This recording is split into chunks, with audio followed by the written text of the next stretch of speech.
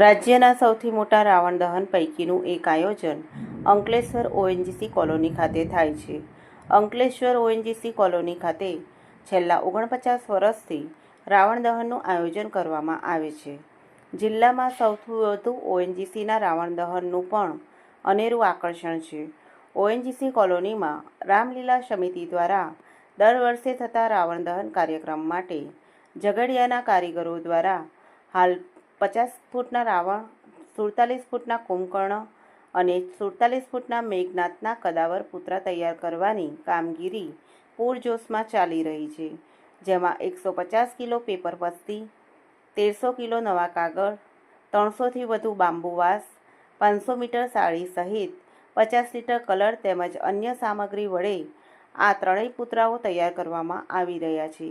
ગુજરાતના સૌથી મોટા આયોજન પૈકી એક અંકલેશ્વર ઓએનજીસીનું આયોજન હોય છે. ચાલુ વર્ષે વરસાદના વિઘ્ન વચ્ચે પણ રાવણ દહન યોગ્ય રીતે થઈ શકે તે પ્રમાણે રાવણના કદાવર પુતળાનું સર્જન કરવામાં આવ્યું છે. વધુમાં 2 ઓક્ટોબરના રોજ રાવણ દહન સાથે નાસિકના કારીગરો દ્વારા તૈયાર કરવામાં આવેલ આતિશબાજી પણ યોજવામાં આવશે. नमस्कार, मैं मनीष कुमार, रामलीला समिति का उपाध्यक्ष। हम पिछले 48 सालों से ये रामलीला का आयोजन करते आ रहे हैं ओजीसी कॉम्प्लेक्स अंकलेश्वर में। इस साल भी 49वां हम रामलीला का आयोजन कर रहे हैं, जिसमें रामलीला 5 दिन चलती है, 27 तारीख से 2 अक्टूबर तक। और 2 अक्टूबर के दिन हम इधर रावण, मेघनाथ और कुंभकर्ण का पुतला का दहन करेंगे। 3 पुतले जो कि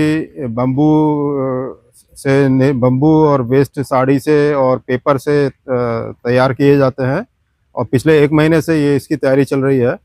और पूरा अभी तो मौसम का काफ़ी विपरीत मौसम से हम सामना कर रहे हैं, बारिश हो रही है, लेकिन फिर भी हमारी तैयारी पूरी तरह से है और हमें आशा है कि इस बार अच्छे से हम रामलीला का आयोजन करेंगे और रावण दहन भी अच्छे से किया जाएगा।